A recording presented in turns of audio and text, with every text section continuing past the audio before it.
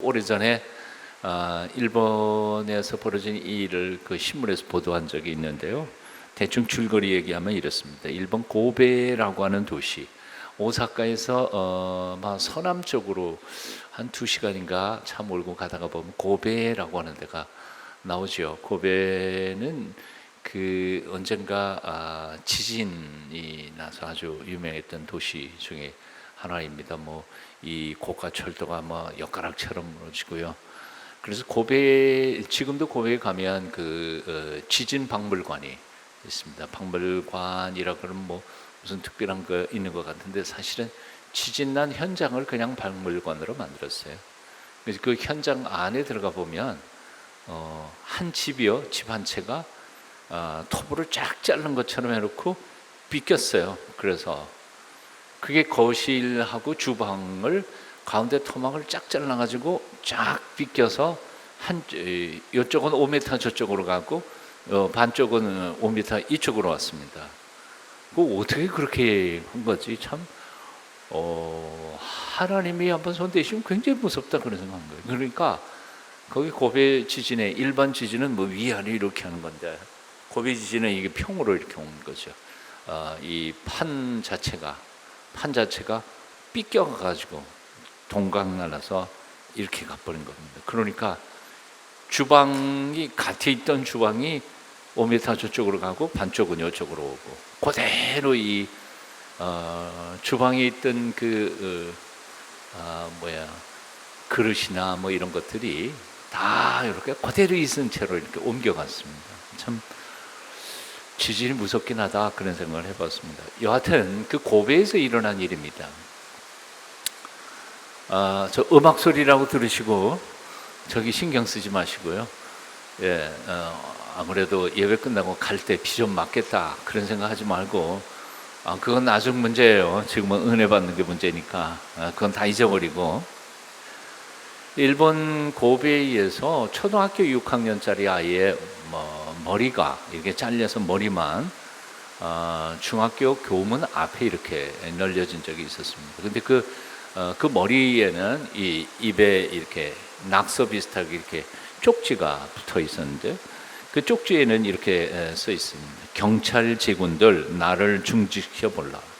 살인을 하고 싶어 견딜 수가 없다. 교육이 나를 변하게 했다. 나는 학교에 복수하겠다. 근데 범인을 잡고 보니까 같은 동네에 살고 있던 그 초등학교 6학년짜리하고 늘 같이 다니면서 놀던 중학교 3학년 형이에요. 형이 알던. 그런데 어떤 이유도 없는 거예요. 싸운 것도 아니고 한 것도 아니고 그냥 그 아이는 일본 만화 영화 같은 거 많잖아요. 그 중에 이제 형사 게임 하는 것도 많고 그러다가 보니까 그거에 그냥 덜어버린 거예요.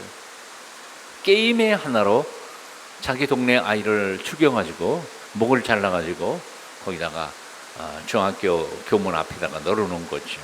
그리고는 경찰들하고 한번 게임 해보자. 그런데 참 그런 일들이 가끔씩 일어난다고 그럽니다. 이건 아주 굉장히 처참한 극단적인 비유라고 생각이 들지만 실제로 살인이 이 정도만으로 끝나는 건 아니지 않느냐. 일본만 그런 건 아니고요. 한국 당도 역시 마찬가지잖아요.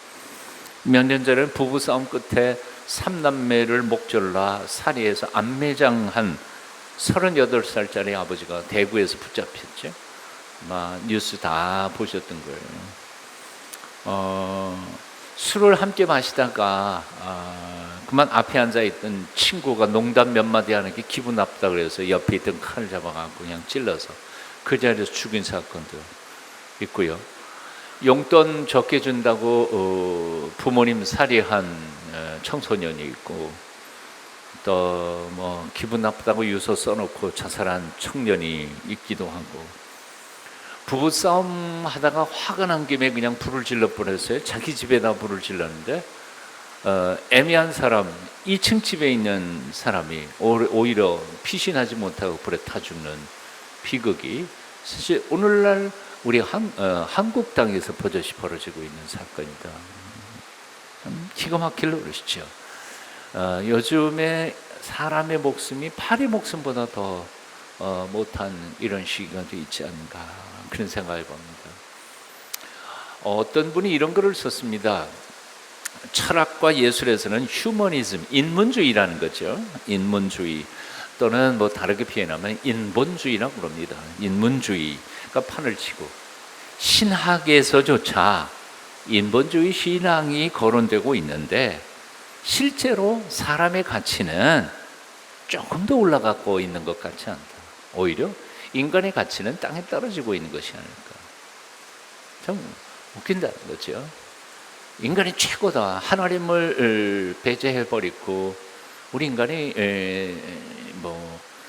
우주의 중심인 것처럼 그렇게 말하지만 사실 인간의 생명의 가치는 가면 갈수록 점점 더 땅에 떨어지고 있는 것 아닐까. 예수님께서 마태복음 16장 26절에서 이렇게 말씀을 하셨죠. 참 고맙네요. 좀 조용히 하네요. 사람이 만일 온 천을 얻고도 제 목숨을 잃으면 무엇이 유익하리요? 사람이 무엇을 주고 제 목숨을 바꾸겠느냐?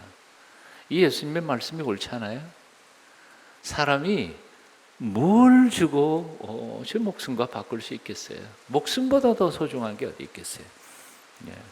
그래서 저희 서울대병원에 죽음을 앞둔 사람들이 뭐 그렇게 계신다 그러지 않아요?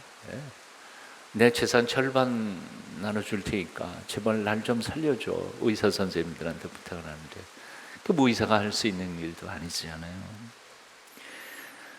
자, 인간들은 천하보다 귀한 목숨을 파리 목숨처럼 쉽게 취급을 하는데 그래서 아마도 하나님께서는 우리 인간에게 가장 중요한 정말 중요한 계명으로 인간과 관계된 계명 중에서 첫 번째 계명은 부모님께 효도해라. 그 다음에 두 번째 중요한 계명으로 살인하지 마라. 목숨이 생명이 가장 소중한 것 아니냐 명령한 걸로 합니다. 성경 속에서 하나님께서 생명을 존중히 여겨야 할 명령은 얼마나 많이 등장하고 있는지 모릅니다.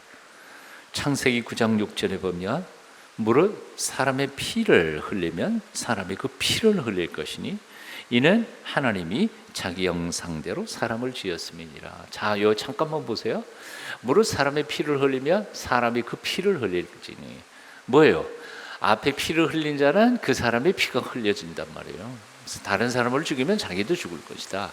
이는 그 이유는 하나님이 자기 형상대로 사람을 지었기 때문입니다. 자, 사람의 생명은 왜 그렇게 중요해요? 사람의 생명은 하나님의 형상대로 지음을 받은 존재이기 때문에 가치가 있는 거란 말이에요. 이뻐서요? 능력이 있어서요? 실력이 있어서요? 아니요. 다리 두 팔, 두 다리 다 없어져도 그래도 그 인간이라면 하나님의 형상대로 지음을 받은 존재이기에 그래서 고귀한 존재라는 거예요. 장애인이라 할지라도요. 그러니까 그 사람의 구체적인 현장, 조건 이거 상관없어요. 인간 그러면 하나님의 형상대로 지음을 받은 존재예요. 그의 가진 것과는 상관없어요. 권력의 크고 작음과도 상관없어요. 얼마나 많이 배웠느냐, 무식했느냐 그것도 상관없어요. 그 사람은 적어도 인간이라면 무조건 그는 하나님의 형상대로 하나님의 닮은 꼴이기 때문에 그 하나님의 형상을 닮은 사람의 목숨을 빼앗는다는 것은 하나님 자신을 해하려고 한 것과 똑같다고 하나님이 판단하신 거죠. 다시 뭐라 그랬어요? 무릇 사람이 피를 흘리면 그 사람들 피를 흘릴 것이니 왜냐하면 그가 하나님의 형상대로 지음을 받은 존재이기 때문에 그렇다. 자, 요한일서 3장 12절을 한번 볼까요? 같이 읽어봐요. 이번에는 시작. 가인은 악한 자, 곧 사단에게 조정을 당하여 살인한 것이냐. 이거 굉장히 중요한 말이에요. 가인은 악한 자예요. 악한 자가 누구예요? 사탄이에요. 사탄에게 조정을 받아서 살인한 거예요. 자기 의도대로 한 게 아니에요. 그러니까 적어도 살인한 사람은 누구에 의해서 살인한 거냐면 사실은 사탄이, 마귀가 그걸 조종해가지고 죽인 거지. 근데 곰곰이 생각해보면 그런 것 같아요. 인간이 어떻게 제정신으로 남을 죽일 수 있겠어요? 이건 제정신은 아니에요. 그럼 누구 정신이에요? 사탄, 마귀의 정신이에요. 조종당한 거예요. 그 순간에 헷가닥 해가지고 그냥 씌워서 마귀에게 조종을 당한 거죠. 인간이 어떻게 부모님을 자식놈이 죽일 수 있겠어요? 이 동대문 시장에서 돈 많이 벌었던 몇 년 전에 이게 뉴스 보도에 났었던 거지요. 그 아들이 유학 갔다 온 대학 교수였잖아요. 대학 교수였는데 아버지 어머니를 죽였죠. 죽이고는 탄론할까 봐 불을 질렀죠. 자기 집에다가. 이유는 간단한 거였습니다. 부모님이 돌아가실 때까지 유산 상속 받기 기다리는 게 너무 힘들어서 그냥 빨리 돌아가시면 그러면 유산 상속 빨리 받는다고 생각했기 때문에, 그리고 일주일 만에 잡혔죠. 인간이 어떻게 자기 아버지의 목숨을 그리고 어머니 목숨을 빼앗을 수 있을까요? 간단해요. 쉬운 거예요. 더 쉬운 거예요. 눈에 보이는 게 아니에요. 눈에 보이는 게 아버지가 아니에요. 그 돈덩어리로 보이는 거죠. 이게 마귀가 조종하니까 그렇게 된 거지. 요한복음 8장 44절도 볼까요? 너희는 너희 아비 마귀에게서 났으니 너희 아비의 욕심을 너희도 행하고자 하느니라. 저는 마귀는 처음부터 살인한 자요. 살인과 마귀, 사탄과는 연결돼요. 신명기 5장 17절 살인하지 말지니라. 자, 그렇다면 살인이라는 게 뭘까 하는 거예요. 살인이란 뭐냐? 몇 가지 종류의 살인이 있어요. 첫째, 직접적 살인이 있습니다. 직접 사람의 목숨을 빼앗는 것. 직접적 살인에는 두 가지 종류가 있죠. 첫째, 남의 목숨을 빼앗는 것, 이게 살인이고요. 내 목숨을 빼앗는 것 뭐예요? 자살이고요. 둘 다 살인이라는 거죠. 자, 직접적 살인에 대해서 생각을 해보죠. 우리는 태어날 때 살고 싶어서 태어나세요? 죽고 싶어서 태어나세요? 예, 태어나는 사람 중에 한 사람도 죽으려고 태어나는 사람 아무도 없어요. 다 살자고 태어난 거죠. 그런데 너무 많은 사람들이 자신의 욕심, 시기 질투심, 분노, 이것 때문에 남의 목숨을 빼앗아 간다는 거죠. 어떤 이유에서든지 이것은 정당화할 수 있는 것은 아무것도 없어요. 결국 하나님께서 허락해 주신 목숨을 빼앗으면서 이유를 정당화시킬 수는 없다. 몇 가지 사례들이 있죠. 뭐 분노에 의해서 살인한다든지 아니면 전쟁도 마찬가지지만 사형제도 폐지에 대한 이야기, 저도 찬성입니다. 사형제도 폐지에 대해서는. 왜냐하면 법이라 할지라도 사람을 죽일 권리는 없다고 생각하는 사람 저니까요. 그럼 어떻게 해야 되냐? 사형제도 폐지하면 사람들이 굉장히 뭐 다 죄짓고 뭐 제멋대로 살 거 아니냐? 미국처럼요, 죽이지는 않지만요, 200년 언도하고 한 500년 언도하고 그래 버린 데잖아요. 세상의 형벌 중에서 제일 쉬운 형벌이 사형 아닐까 그런 생각이에요. 죽으면 끝나는 거지 뭐. 근데 사실 죽을 때까지 감옥에서 종신형으로 고생하는 거, 그게 아마 더 힘들 것 같아요. 안 그럴까요? 뭘 더 무서워할까요? 죽음을 무서워할까요? 아니면 죽는 마지막 순간까지 그냥 감옥 속에서 거기서 죽는 걸 무서워할까? 여하튼 법이 됐든 뭐가 됐든 사람의 목숨을 빼앗는다는 것은 하나님이 이외에 인간이 할 수 있는 것은 아니다 하는 생각을 해봅니다.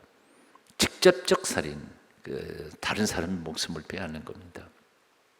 이 중에 하나 논란거리가 있는 게 바로 낙태라는 겁니다.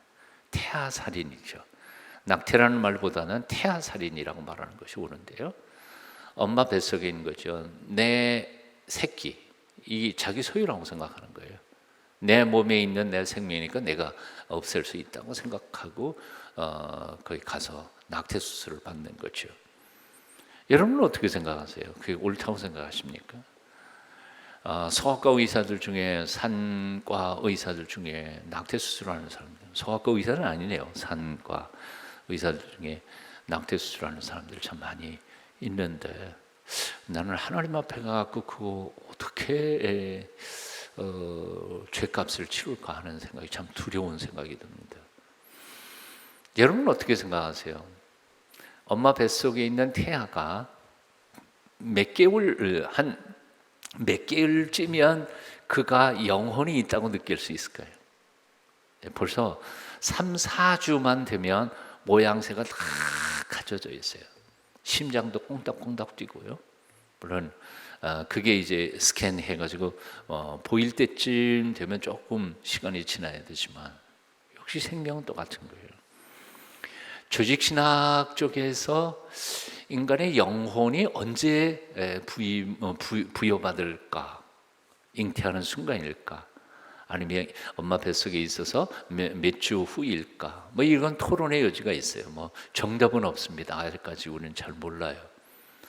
그런데 여하튼 2주, 3주 지난 후에도 태아에게 영혼이 없다고 말할 수 있을까? 여러분 생각은 어떨까요? 영혼이 있는 생명체를 우리는 죽여요. 어떤 방법으로 죽였다 그런다면 그거 살인이 아니라고 말할 수 있겠습니까? 살인,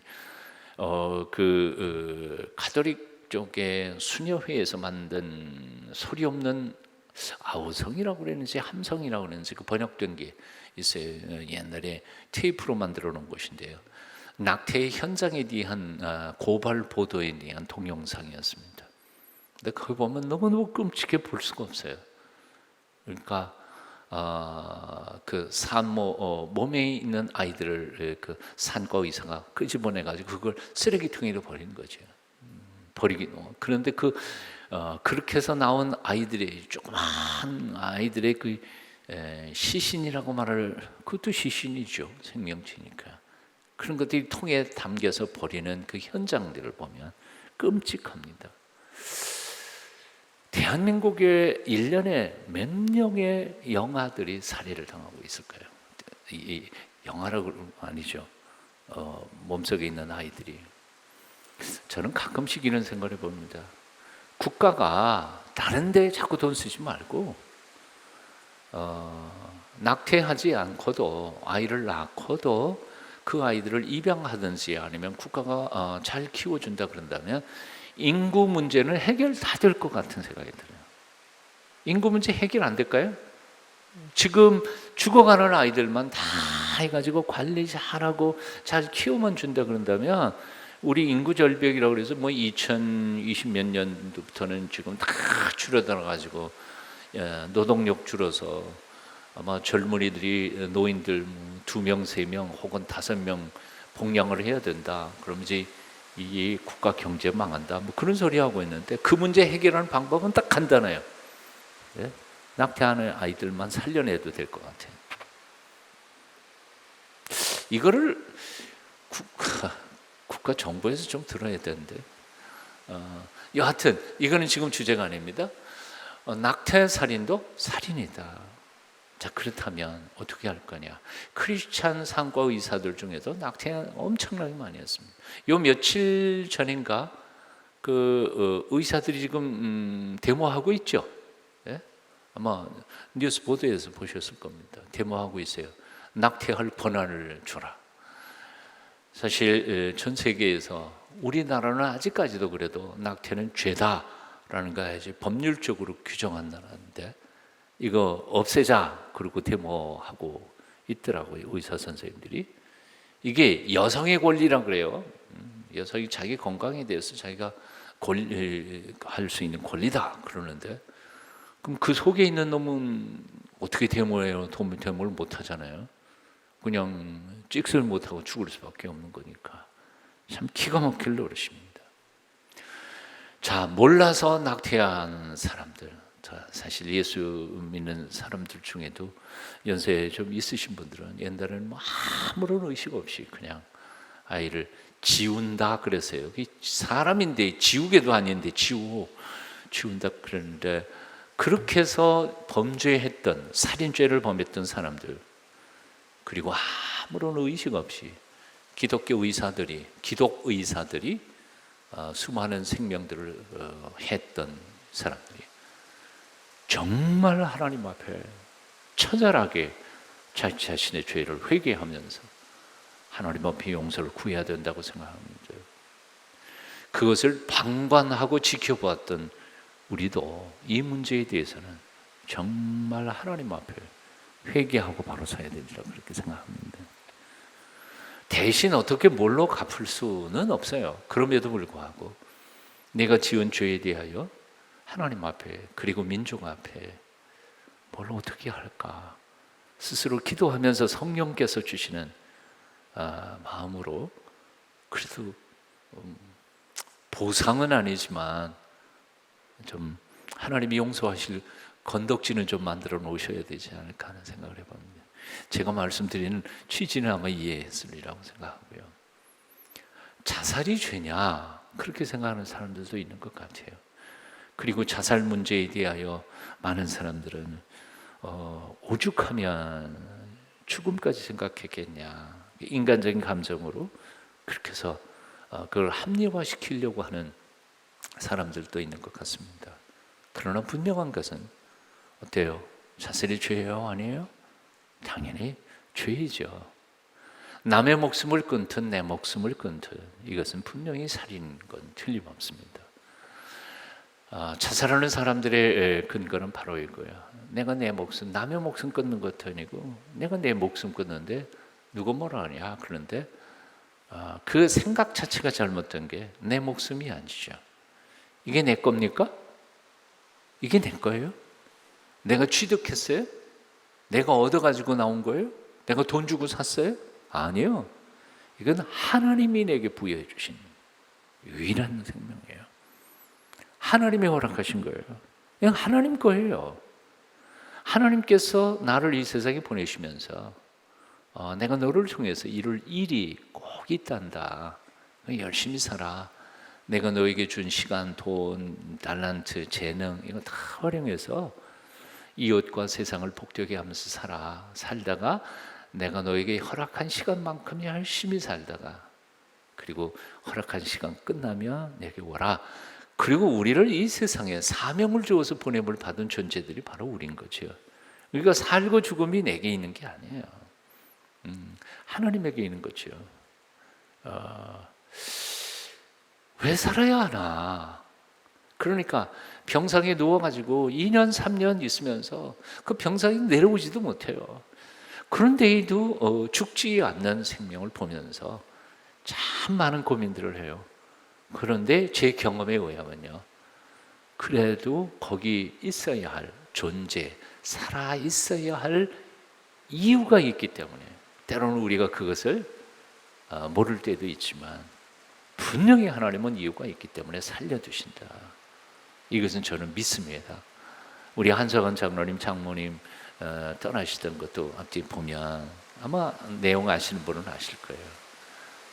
제가 안식년째 떠날 때 돌아가신다고 생각해가지고 장례 예배처럼 그냥 마지막 임종 예배처럼 다 예배를 다 드리고 인사하고 갔는데 안 돌아가셨잖아요. 곡기를 끊은 지 거의 한 달이 지났는데도 안 돌아가셨었잖아요. 제가 안식년 끝나고 3개월 후에 왔는데 팔팔하게 더 건강해지셨더라고요. 그러고 1년 뒤에 세상을 떠나셨어요. 떠나실 때 한석원 장로님도 그렇고 저도 그렇고 곰곰이 생각해 보니까 이유가 있었어요. 그분이 정말 기도 많이 하시던 분이신데요. 네. 당신이 그 가족을 위해서, 교회를 위해서, 나라를 위해서 기도 마지막까지 채우고 가셨다는 느낌을 그의 장례 예식 속에서 저는 느꼈습니다. 그러니까 내가 아무 일도 안 하는 것 같아도 이 세상에 하나님이 살려두시는 데에는 이유가 있다는 사실을 우리는 믿어야 합니다. 믿으세요. 옆에 누워있는 분이 왜 안 돌아가시고 저러고 있을까? 그렇게 생각할 필요 없어요. 하나님의 생명을 주실 때에는 의미가 있습니다. 물론 이렇게 질문하는 사람들이 있어요. 정죄하지 마세요. 저 자살한 사람이 천국 갈까 지옥 갈까? 우리는 몰라요. 그거 함부로 얘기하지 마세요. 왜냐하면 구원에 관한 하여는 하나님의 비밀에 속한 거예요.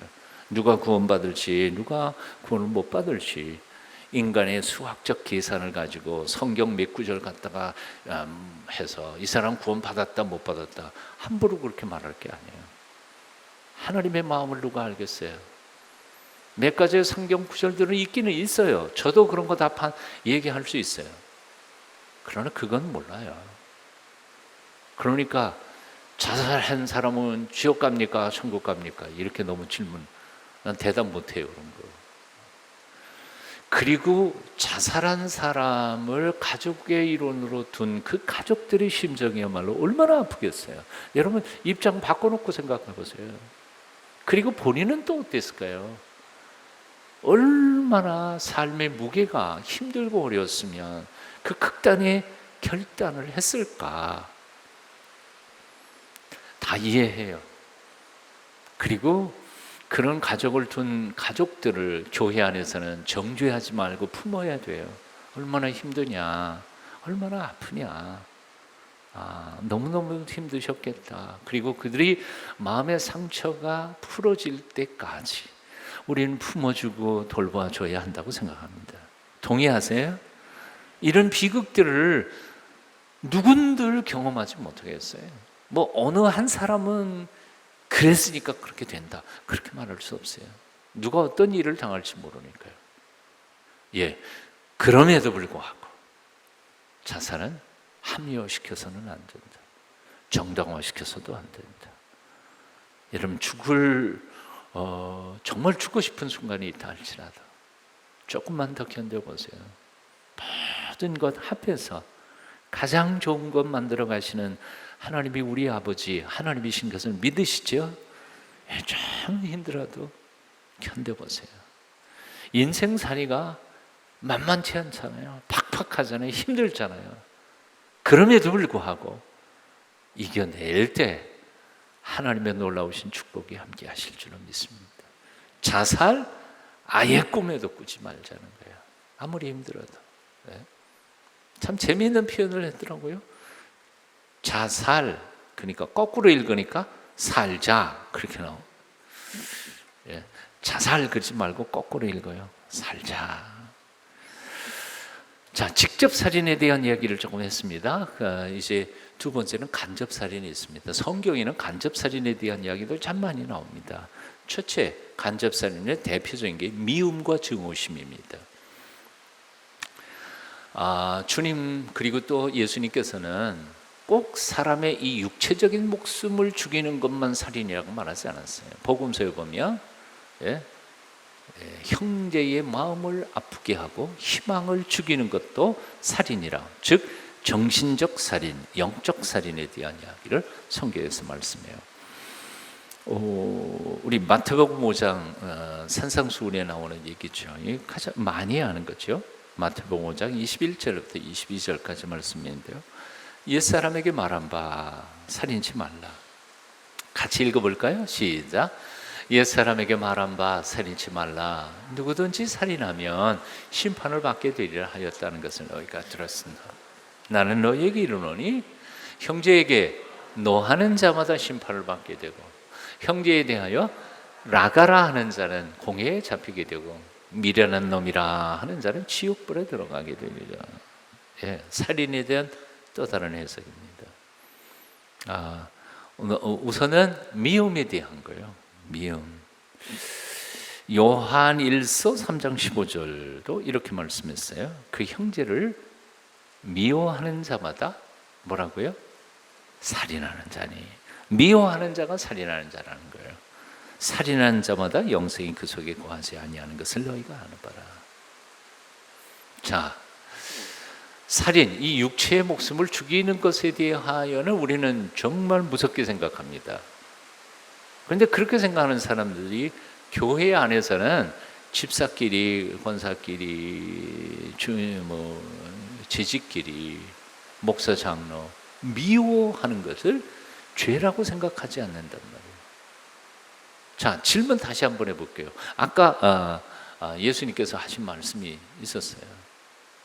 살인하지 마라, 그렇게 구약에서 말씀하지만 너 형제를 위해 미워하는 자는 이미 사람하였다. 예수님의 말씀이 진리인 것을 믿으세요? 정말이요? 그럼 미워할 수 있어요, 없어요? 왜 대답을 못 하세요? 참 고민인 거예요. 고민인 거예요. 고민만 하지 말고 이 문제에 대해서 우리는 결심을 해야 할 단계에 있어요. 언제까지 미워하면서 주님의 말씀은 분명히 미워하는 것은 살인하는 것이다, 그렇게 주님이 말씀하셨는데도 불구하고 그래도 그건 살인 아니야, 나는 계속 미워할래, 그리고 형제끼리 교회 안에서 그렇게 미워하고 증오하고 싸우고 이렇게 하고 살 거냐 하는 거예요. 오늘 교회에 안 나온 사람 난 말 안 해요. 오늘 수요일 이 예배에 나온 사람만큼이라도 우리끼리만이라도 하나님 앞 결심하자는 거예요. 미워하지도 말자. 이게 가능할까? 나로서는 가능하지 않아요. 그러나 성령님 도와주세요. 미움이 우리 속에 자꾸 일어나오니까 하나님이 도와주시지 않으시면 우리가 미움과 증오심에서 자유로울 수 있는 인간이 없으니까, 우리의 본성에서 이길 수 없으니까요. 이 미움을 조금 더 벗어나면 그 다음에 미움이, 속에 있는 미움이 뭘로 나타나는? 분노로 나타나지요. 화가 나는 거예요. 아까 복음서에서 주님이 말씀하셨던 것처럼 라가라 하는 말, 그 욕이잖아요. 유대인의 욕인데 속에 있는 분노가 팍 터지면 그냥 욕지거리 하는 거죠. 막 욕을 하는데 그 분노가 곧 살인으로 이어져 간다는 거죠. 어떤 사람이 화를 낼 때 그 사람 얼굴을 자세히 본 적 있으세요 혹시? 여러분 부부싸움 안 하세요? 부부싸움 할 때 남편의 얼굴을, 남편이 확 났을 때 얼굴 본 적 있어요? 아내가 확 화났을 때 얼굴 본 적 있어요? 없어요? 있죠? 그 얼굴에서 뭘 보셨어요? 지옥을 보잖아요. 지옥이에요. 분노하고 화를 내면서 증오심에 가득 찬 사람의 얼굴을 딱 보면 거기에 지옥이 있어요. 다른 데 지옥이 있는 게 아니에요. 거기에 사탄의 마귀가 있는 거죠. 창세기 49장에 보면 야곱이 자기 12 아들들을 자기가 숨이 거두어지는 마지막 순간에 숨을 거두면서 축복 기도하는 게 창세기 49장에 나오죠. 축복 기도예요. 자기 이제 마지막 숨 거두면서 마지막 첫 아들부터 쭉 유다는 이렇게 잘 될 거고, 요셉의 가지는 담장을 넘고 막 축복하는데 12 아들 중에서 오직 2 아들은 축복 기도를 못 받고 저주 기도를 받습니다. 그게 창세기 49장 5절 이하이지요. 시몬과 레위는 형제요. 같이 한번 읽어볼까요? 같이 읽어요. 시작. 시몬과 레위는 형제요. 그들의 칼은 잔해하는 기계로다. 내 호나 그들의 모의에 상관하지 말지어다. 내 영광아 그들의 지표에 참여하지 말지어다. 그들이 그 분노대로 사람을 죽이고 그 혈기대로 소의 발목 힘줄을 끊었음이로다. 그 노염이 혹독하니 저주를 받을 것이요 분기가 맹렬하니 저주를 받을 것이라. 내가 그들을 야곱 중에서 나누며 이스라엘 중에서 흩으리로다. 이거 축복이 아니에요. 아버지가 숨을 거두면서 2 아들에게 저주 기도를 하고 세상 떠난 거예요. 기가 막힐 노릇이죠. 자, 왜 이런 기도를 하고 떠났을까요? 시몬과 레위에 대하여. 이유 간단하잖아요. 창세기 34장 사건이죠. 창세기 34장 사건이 뭐예요? 세겜성에서 자기 누이 동생이 강간을 당했다고 세겜에 있는 젊은 친구들 다 학살해 버리죠. 아주 세겜 성을 아주 초토화시켜 버립니다. 그런데 그 모의의 핵심에 이 2 사람이 숨어 있었던 거죠. 시몬과 레위가. 참 기가 막힐 노릇이었습니다. 실제로 바단 아람 야곱이 외삼촌 댁에서 20년 동안 하나님의 축복 가운데서 한편으로는 힘들었지만 그러나 부를 이루어 가지고 고향 땅으로 돌아오지 않아요. 돌아오다가 자기 형님 에서를 만나죠. 에서가 나하고 같이 살자 그런데 피하죠. 왜요? 그 날카로운 형님하고 같이 살다가는 지려 죽을 것 같으니까 안 간다 그러고 따로 빠집니다. 그리고 빠져서 정착한 데가 세겜이거든요. 가나안 땅 세겜성이었습니다. 거기서 땅을 돈 주고 땅을 어느 정도 할애받아서 사실은 야곱은 그 땅 주인이 아닙니다. 가나안 땅 세겜성 사람들과 그 주변의 가나안 족속들 한복판에서 이제 살아보자고 우고하자고 땅을 사서 이제 정착을 시작하려고 하는 판인데 사고 친 거죠. 자식놈들이 성 자체를 그냥 피비린내 나게 만들었으니까 그 주변에 있는 가나안 족속들이 누가 야곱의 후손들을 좋아하겠습니까? 이제는 더 이상 그 땅에 발붙이고 살 수 없는 기제가 된 거죠. 그 일로 인하여 야곱은 한평생에 아마 죽을 때까지 그 위기, 고통 그걸 겪었던 것 같아요. 그때 35장에 가면 베델로 올라가라 하나님의 명령을 받아서 그 위기 가운데 첫사랑 하나님과 만났던 베델로 올라가서 하나님과의 깊은 사귐 가운데서 위기는 극복하지만 하여튼 그때는 너무 힘들었던 것 같아요. 자, 시몬과 레위의 이 포악함, 분노 그리고 살인 이것은 야곱에게 있어서는 한평생에 있었던 엄청난 상처였습니다. 이것은 단순한 야곱의 상처뿐만이 아니라 어떤 공동체, 어떤 나라, 어떤 민족에게도 이런 시몬과 레위 같은 사람들이 있게 되면 평화로울 수가 없습니다. 이런 마음을 가진 사람이 있는 교회 공동체는 항상 시끄럽습니다. 항상 지지고 볶고 싸우고 이거는 하나님께서 기뻐하시지 않는 것 같아요. 이런 사람이 한 명이라도 있는 집안이 결코 평화로울 수가 없어요. 어떤 사람들은 참 재미있는 표현이에요. 나는 베드로를 닮아서 성질 급한 베드로를 닮아서 그러니까 용서해줘. 그런데 닮을 걸 닮지 왜 안 닮을 걸 별로 좋지도 않은 걸 닮아가려고 하는지 몰라요. 어떤 사람들은 그래요. 나는 화는 잘 내도 뒤끝은 없어. 참 화낸 사람은 뒤끝은 없어. 오케이, 좋아. 그럼 당한 사람 나는 뭐란 말이야. 나는 몇 달 동안 고생할 텐데. 그러니까 지 생각만 하지 말고 당해서 고통스러울 다른 사람 생각하면서 조금이라도 참고 화평케 하는 하나님의 사람들이 되어야 할 줄로 믿습니다. 잠언 22장 24절 25절 노를 품는 자와 사귀지 말며 울부는 자와 동행하지 말며 그 행위를 본받아서 우리 영혼을 올무에 빠뜨리지 말라. 시편 37편 8절 분을 그치고 노를 버리라. 불평하여 말라. 행하게 치우칠 뿐이니라. 분노를 잠재하십시오. 절제해야 합니다. 그럴 때 우리는 살인하는 죄를 영혼을 살인하든 인격을 살인하든 명예를 살인하든 꿈을 죽이든 간에 죽이는 일에 동참하지 않게 될 줄로 믿습니다. 자, 이 간접살인에는 또 하나가 더 있어요. 아주 중요하게 말씀하는 게 전도하지 않는 것도 살인이라. 그건 영혼살인이라는 거죠. 차라리 사람을 죽이는 것은 60년 혹은 70년 기껏 봐야 100년 살 육체의 목숨을 죽이는 것이지만 복음을 전하지 않아서 그가 지옥으로 가는 것은 영원히 영생할 수 있는 영혼을 하나님의 구원의 길로 이끌지 않는 것이기에 그거는 육체적인 살인보다 훨씬 더 추악한 하나님이 더 강하게 볼 줄 죄악이라는 거죠. 그래서 여러분 아시는 것처럼 에스겔서에서 이런 표현을 하잖아요. 네가 복음을 전하지 않아서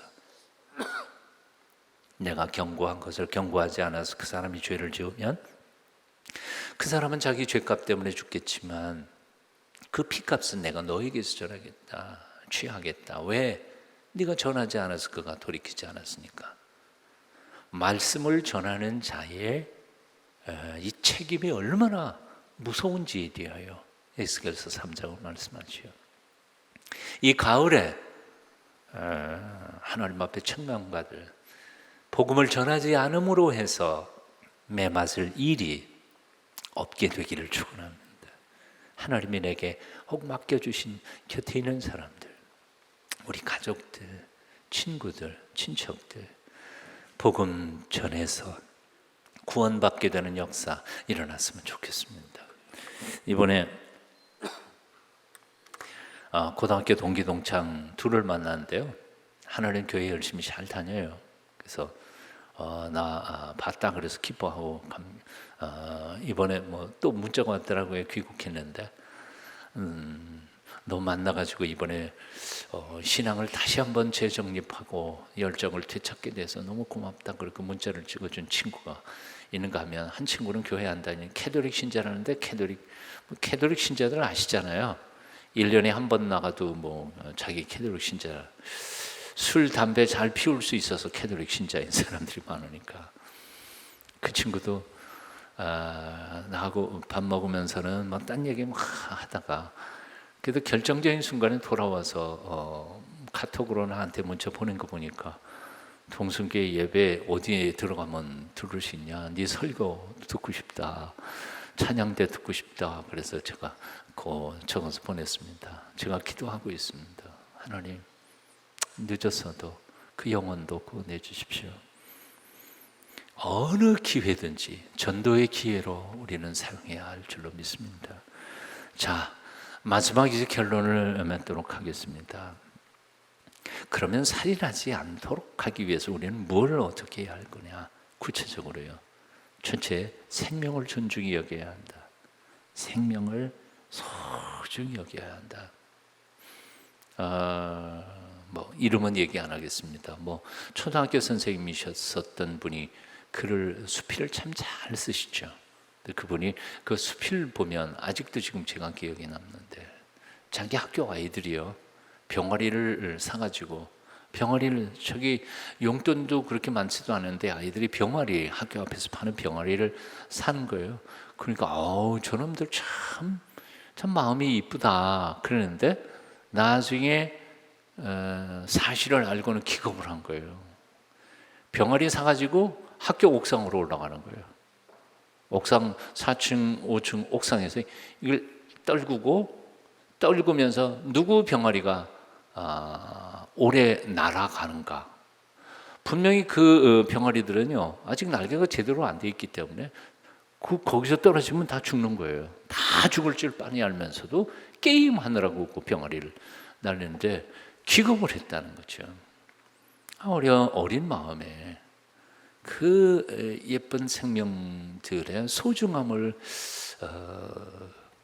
깨닫지 못한다면 나중에 커서 그런 아이들이 어떻게 살까 하고 심각하게 생각했다는 겁니다.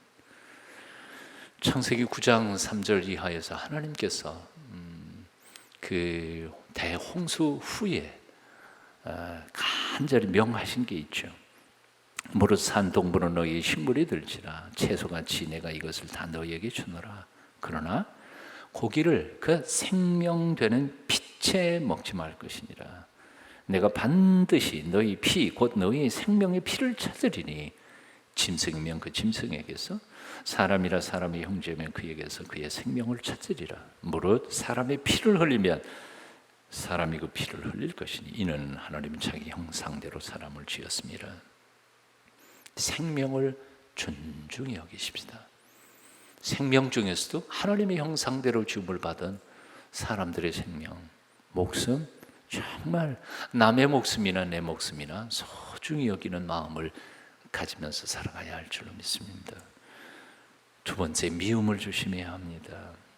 한번 따라해 보실래요? 달걀을 품으면 뭐가 나오죠? 병아리가 나오죠. 달걀을 품으면 병아리가 나옵니다.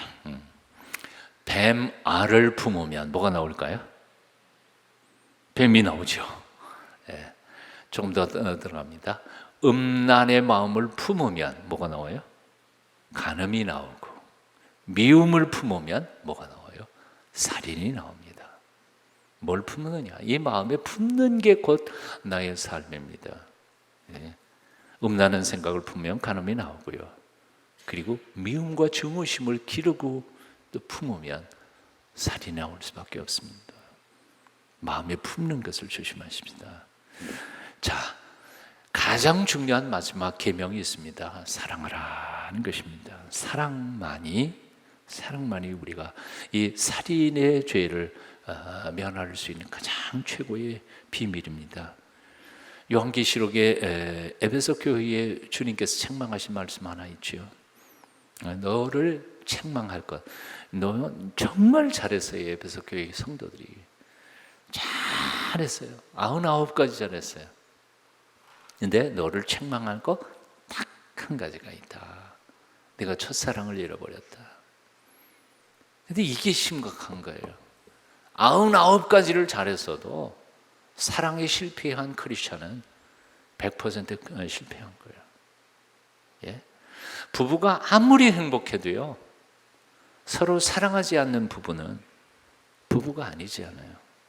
안 그래요? 그리스도인, 하나님의 백성이 아무리 윤리적으로 도덕적이고 종교적이고 교회 안에서 뭐 봉사 다 잘해도 마음속에 사랑이 없는 그리스도인이 과연 그리스도인일까? 그게 하나님의 아들이고 딸일까? 그럴 수는 없다는 거예요. 핵심은, 가장 중요한 핵심, 다 잘했는데 딱 한 가지 못했어. 근데 그게 사랑이 없어. 그러면 끝이에요. 그건 아니에요. 조금 모자라는 구석이 많이 있다 할지라도 사랑에서만큼은 실패하지 않는 하나님의 자녀들이 다 되실 수 있기를 축원합니다. 어떤 분이 초대교회에서 순교하던 순교자 중에 한 사람이 이런 얘기를 남겨놨다고 그러잖아요. 나를 저주하십시오. 여러분이 나를 저주하면 할수록 나는 당신들을 사랑할 것입니다. 내게 침을 뱉어 보십시오. 나는 사랑의 숨결을 여러분에게 뿜어낼 것입니다. 나를 구타하십시오. 나는 신음소리로 사랑을 고백할 것입니다. 나를 찌르십시오. 나는 사랑한다고 절규할 것입니다.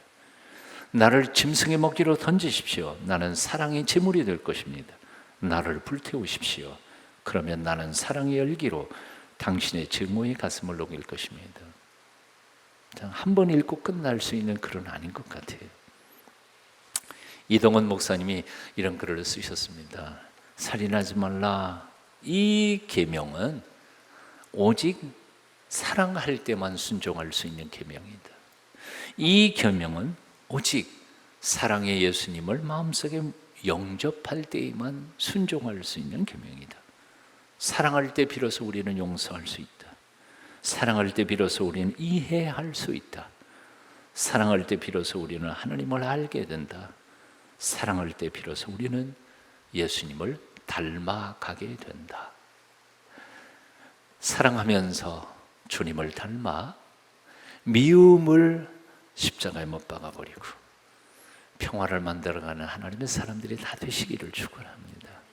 비가 억수같이 쏟아지는 오늘 이 저녁에도 주님 앞에 달려나온 여러분 가슴 속에 십자가의 피 묻은 사랑이 깊이 새겨지시기를 축원합니다.